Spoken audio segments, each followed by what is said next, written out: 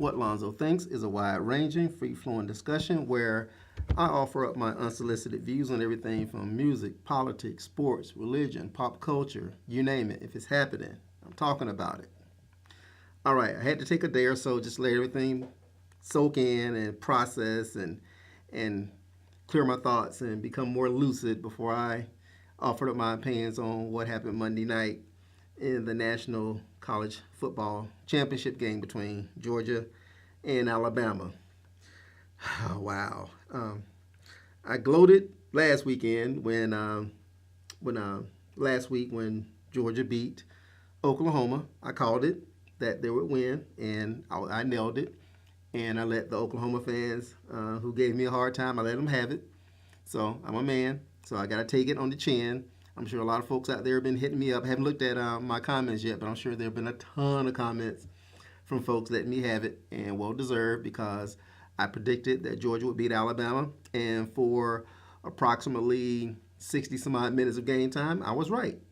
And they snatched defeat from the jaws of victory. Alabama did, or Georgia snatched defeat from the jaws of victory. So either way, jaws got snatched and victory and defeats got snatched and all that other shit. Well, anyways, a lot to process, a lot of information to process. It was a tough game to watch. Um, Obviously, as a Georgia fan, I felt good most of the game. But there was always a sense of foreboding. I always kind of just had this uneasiness in the pit of my stomach that Alabama would make a run and get back into the game, which they did. And when Georgia got up 20-7, I felt a little bit better about it. It was in the second half, and things seemed to be a little bit under control. But once number 13, the quarterback, I can't pronounce his name, Tulialavola or whatever. I can't really pronounce his name, so I don't want to screw it up. But when number 13 got into the game and really got rolling, it was kind of academic that things were not going to go Georgia's way, and you want to just kind of hope against hope that they would hold on and that the clock would run out and Alabama wouldn't have enough time to make things happen. But they got in overtime, and of course, we know what happened there. So basically what I'll do is just kind of run through my thoughts from the first half and the second half and drop some little interesting tidbits of knowledge in between. All right, in the first half, Georgia dominated 100%. I think that was more a function of great game planning by Georgia and also terrible quarterback play by Jalen Hurts. He really seemed out of wits and out of his element. And obviously, if Jalen Hurts would have played the entire game, Georgia wins the game going away because they could do nothing on offense. That's mostly predicated on the fact that Jalen couldn't throw the ball. Either he didn't have confidence or he just was off. I think it may have been a combination of both. And Georgia really bottled up the running game, playing 8 men in the box, daring him to throw, and it worked. It worked big time. So, and the game plan by Jim Chaney, the offensive coordinator, was executed to perfection by Jake Fromm, the freshman quarterback. They really did a great job. And I like the fact that they came out throwing, really put the game in Fromm's hand, because we knew Alabama is such a hard team to run against, especially in the middle, which proved to be true because Nick Chubb and Sonny Michel never really got loose. They had a couple of nice runs here and there, but for the most part, Bama kept them bottled up. But Georgia did rush for over 100 yards. So it's not like they were totally shut down. It's just they weren't effective when they needed to be effective, which really makes all the difference. But Fromm really more than made up for it with his throws to Javon Wims and then to Riley Ridley, who really stepped up and played a great game. You know, his brother plays for Alabama, Calvin Ridley. He's the big star over there for Alabama. So it was good to see Mecole Hardman also played a great game, and so did Terry Godwin. So their receivers really stepped their game up and really kept Georgia in the forefront. And the defense played balls out. I think Hurts helped them a little bit with his erratic play, but nonetheless, the Georgia defensive game plan was spot on as well. So going into halftime, of course, the score was 13-0. We did leave some points on the field. Field goals rarely win games for you, rarely do. So the fact that that they left some touchdowns on the field really manifested itself in the second half. That was the main thing that really gave me uneasiness, was the fact that there was very little momentum from touchdowns.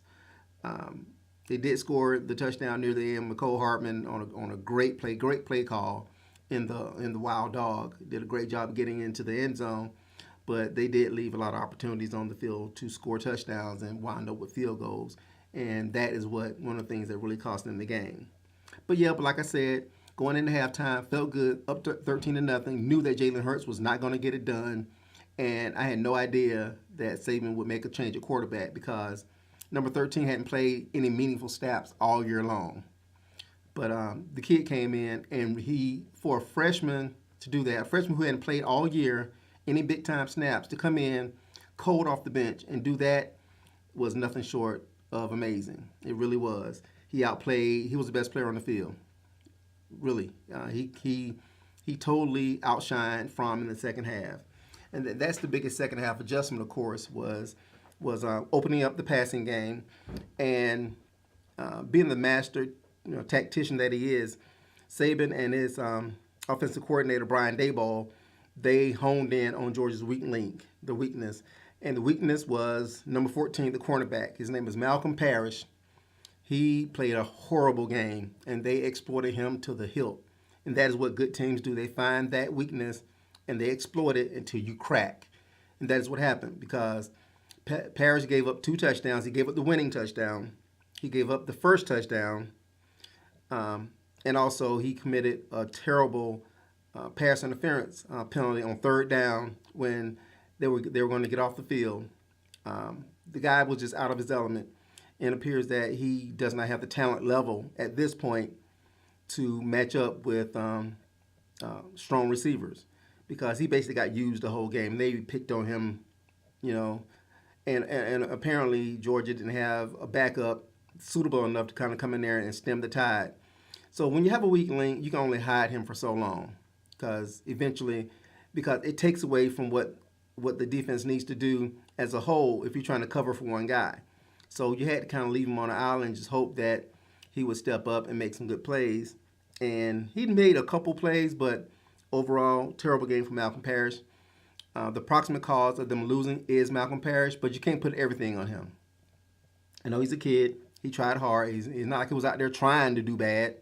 He played his ass off, but he just was not up to the competition, and it really cost them the game. Especially on the final play of the game, of course. He let the receiver go, and of course, the quarterback did a good job of holding the safety with his eyes. And that was Dominic Sanders, who was a very experienced player. He fell for it, and I don't care. I really don't care what the circumstance is. It was 2nd down and 26 from the 41-yard line in overtime, and you're up by 3. There's no way that they're going to kick a field goal. So really just had to keep them out of the end zone because Alabama's field goal kicker was scared shitless. They had a chance to win the game in regulation, and he missed a chip shot field goal by a mile. It wasn't even close. That guy was scared out of his ass. So I know there was no way anyone had any confidence that he would be able to make another kick. So really all Georgia had to do was maybe play prevent, play a deep 3 zone, something. Just you don't let a guy get behind you into the end zone at that juncture of the game with you having all the cards basically on the table and you having basically control of the game. That just shouldn't happen, and it did. And that's something that they have to live with because Georgia should be national champions as of right now. And they have no one to blame but themselves. That was just a bad play all the way around. Nobody stepped up when they need to step up. And you can get upset all you want. I can get upset all I want. We can lament the woulda, coulda, shoulda. We can talk about the officiating and everything. But at the end of the day, it comes down to the players.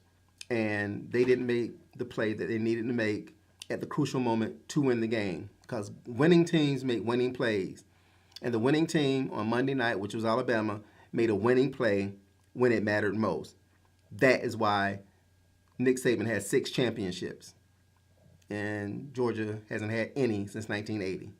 They're going to get some because Kirby Smart is one hell of a coach. He did a magnificent job this year with that Georgia team that wasn't really expected to do much. They weren't. I didn't expect them to be as good as they are.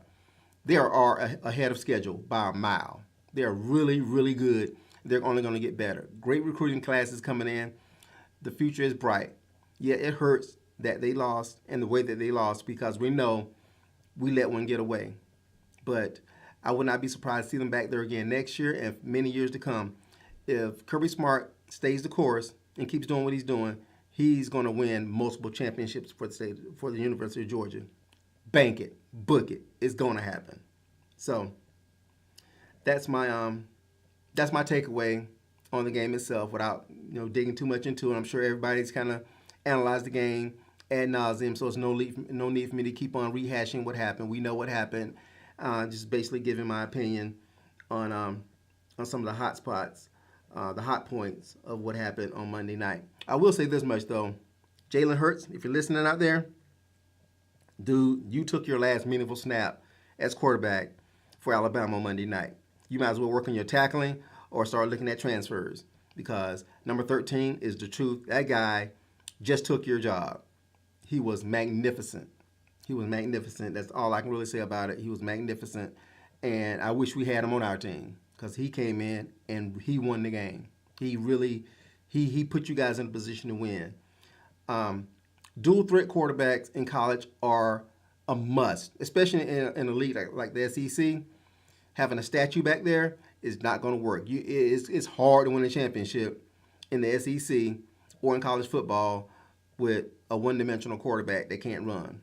And Jake Fromm, love him to death. I think he's great. He's from my hometown. He's a homeboy.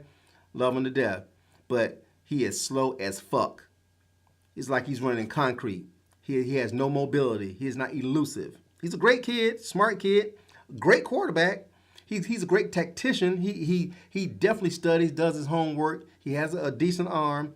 He knows the quarterback position. I will give him that. But he is not mobile. He could not get away from Alabama's rush. He was not a threat to run the ball. He couldn't do anything with his legs. And if you juxtapose that against that game, because the one thing that Alabama has trouble with are mobile quarterbacks, like Deshaun Watson and people like that. And if you got a quarterback who can throw and run, you're going to beat Alabama. Georgia would have beaten Alabama with a quarterback who could throw and run. And by all intents and purposes, that young man, they have the number one rated quarterback out of high school this year, the number one player in the country, Justin Fields. They say he's that total package. He can throw and run. So when he gets on campus, let's see. I'm sure there'll be a competition. Jacob Eason is transferring to Washington, as we knew he would. So it's going to be a battle between Jake Fromm and Justin Fields. Jake should be the starter out the gate. He does have that experience. He didn't do anything to lose the job. He'll have another year of experience. I hope he works on his elusiveness and his speed. Try to work on that part of his game. But I really don't see him being the long-term solution for Georgia. In the SEC, you got to have a mobile quarterback who can throw. And if Fields is that guy, it'll bear itself out. And like I say, he's a homeboy from my hometown. He was Georgia's savior this year. They're not where they are today. Was it not for him? Were it not for him coming in, stepping up, being prepared, and leading that team the way he did as a freshman. Magnificent job, Jake, and you're a legend, and you'll never be forgotten in the state of Georgia for what you did. But if you don't have the faculties, if you're not the total package to get Georgia where they need to be, then you have to step aside. And if this Fields guy is that guy, so be it. We'll see it. It'll all play out. Next year's outlook. Once again, Georgia, they lost a lot, especially on defense as far as graduating seniors, but the cupboard is not bare. So I really expect them, to be honest with you, be even better next year on both sides of the ball because they'll have another year under their belt with Kirby. I'm sure he's going to work them hard, plus that motivation, that hunger, knowing that they were that close to winning a national championship and falling short. I think that is going to really catapult them into the upper echelon of college football. They should be number 1 or number 2 ranked in the country starting out next year. I think Alabama, by virtue of them having number 13 back, and also they also reload better than anybody in the country, should be number 1.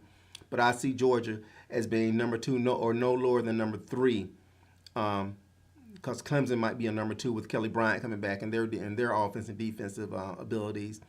They may be number 2, but Georgia should not be any lower than number 3 in the country next year, and they should be one of the favorites, definitely going into the playoff again next year, and one of the favorites to win the national championship. Of course, being in the SEC with Alabama, chances are they'll have to meet each other in Atlanta for the SEC championship. So I don't think we're gonna have another situation like it was last year with Alabama and Georgia both being in the college playoff. Auburn kind of threw a monkey wrench in that, but Auburn is losing a lot, so I don't see them repeating the way that they did. And nobody from the East is really going to challenge Georgia. I don't see that happening for a while. I really don't. So let's expect to see Alabama and Georgia meet again at the Mercedes-Benz Dome, this time for the SEC championship. And I really expect Georgia to win it all because Alabama will be out of the way if they're able to get through them and win the SEC. But it's a great time for college football in the SEC to having these two teams who are so similar, who are so evenly matched, going head-to-head every year for the right to win the national championship. It's an awesome thing to see because SEC football is the best, without a doubt. So here are my way too early predictions for next year as far as top 10. And these are just my predictions. I could be wrong. Call me out if I am. I don't care. And I took copious notes and wrote it down. So, number 10, I have Wisconsin. I watched a couple of their games this year. They have a great defense, strong running game. They're a complete team. They just don't have the athletes to be a national title contender, but they will be a contender in the Big Ten. They'll probably make it to the Big Ten championship game again and get blown out by either Michigan or Ohio State again. Next up, Florida State. If they get their quarterback back healthy, I think they'll be right back at the top. Willie Taggart did a great job in his stint at South Florida and also in Oregon. So, and Florida State's always loaded. So they had a tough year with all their injuries and everything last year, and with Jimbo Fisher and being in a bit of turmoil. But fully expect them to come back and have a solid year and be an ACC contender. Next up, Michigan. I really don't see Michigan falling off. I didn't see them falling off as bad as they did this year. It's because they had a lot of injuries at quarterback. They really need a quarterback who has some talent. Basically, the quarterbacks that they had this year just were shitty. But they do have a redshirt freshman that I forget his name, but I'm reading a lot of good things about him. I think this is Jim Harbaugh's year to either step up or step out. So we'll see what happens there. But I think Michigan is primed to have a better year and be a contender in the Big Ten. USC, I have them at number 7. Really depending on who they get at quarterback. So they could move down a little bit lower. It just right now it kind of depends. I think their defense will be strong. They have a strong running game. They always have athletes at USC. But it really depends on who the quarterback is going to be. Ohio State, same difference. J.T. Barrett is finally gone. Seems like he's been in college for like forever, but he's finally gone. So we're going to see who's going to step up for quarterback at Ohio State. It's Urban Meyer. He always seems to have his teams at peak efficiency. So I really expect Ohio State to be a top contender once again. Number 5, Miami. Woo! Mark Richt. Couldn't get it done at Georgia. You had your team playing well in Miami, then they fell off at the end of the year. Seems so familiar to what happened at Georgia every year. So I think history is going to repeat itself, and Miami will be competitive, just like Georgia was every year under Mark Richt, but they just won't have enough to get it done because Mark he's okay with losing, and as long as he's okay with losing, you're not going to win. Number 4, Oklahoma. Oklahoma really impressed me. With what they did against Georgia in the Rose Bowl. I really expected the game not to be as close as it was. They have to improve on defense, and their quarterback Kyler Murray, who transferred, he'll be their starter next year. Baker Mayfield is gone, but I hear Murray. I know he was from Texas A&M, and he played well there, so he does have some talent. So we'll see what he can do. But I think Oklahoma, with their offensive scheme and the weakness of the Big 12. They will be right there in the mix once again at number 4, and I expect to see them in the college playoff again, contending for the national title. Number 3, I'm going to put Clemson. I'm going to put Clemson because Georgia finished ahead of them this year. Georgia was better than them this year. And Kelly Bryant, even though he looks a lot like Deshaun Watson, he ain't Deshaun Watson. That's why Clemson is number 3. Number 2, Georgia. I've already spoken about them. Once again, DeAndre Swift at running back. He'll be the starter. You got Holyfield's son as a number 2. You got Harrion as well. And I think they actually signed one of the top running backs, so you're going to have a top freshman coming in as well. So the running game is going to be strong as usual. Fromm have another year under his belt. I think by the middle of next year, we might be seeing more Fields than Fromm. It really kind of depends. But Fromm should and will start at quarterback, and we'll see what he does moving forward. But don't be surprised if he loses his job at some point during the year next year. And, of course, Bama. With number 13 at quarterback, no way Bama will be anything other than number 1 going into next season. Their defense is always going to be strong. That's a given. But they finally have a quarterback who appears to be the total package. And that guy was the total package. And I expect them to be the number 1 team next year, preseason. And we'll see what goes from there. So what do you think? Hit me up. Let me know what you think. Was I off base? Once again, let me have it. I know I deserve it. I talk shit. So if I talk it, I can take it. So feel free to let me have it out there. But great year for Georgia. Great year for Bama. They deserved the victory. They took it. Georgia gave it to them, but they took it. And they made the plays that they needed to make to win. Great year for a lot of teams out there. USC had a great year. So did Ohio State. And I was really impressed by Ohio State because after they got blown out by Iowa, they could have packed it in, but they still hung tough, and they still played well and had a great season. Same thing for Clemson. They had a great season. Kelly Bryant stepping in to take over for Deshaun Watson wasn't easy, so he did a good job. So there was a lot of great football out there. Oklahoma with Baker Mayfield, great. So it's a lot of great football that we saw. One of the most competitive years that I've seen in a while in college football. So it was great to see, and I'm looking forward to seeing what next year brings. So, what do you think? Hit me up. Hit me up on Twitter at whatlonzothinks. Email whatlonzothinks@gmail.com. Hit me up on Patreon. I appreciate everything that you do for me. Shout out to my buddy Chan Ayers. Hopefully we'll be able to do some more podcasts in the future, especially when it comes to football season. So next week I may talk a little bit more about NFL football since the NFL playoffs are getting cranked up. So looking forward to that as well. So let me know what your thoughts are. More Prince reviews coming as well. So don't forget that. I always got those coming. But yeah, let me know what you think. I really appreciate everyone's comments. I get them all the time, the good and the bad. Keep them coming. Let me know what you think, because you're always going to get it from me. Because why? Because this is what Lonzo thinks. Bye.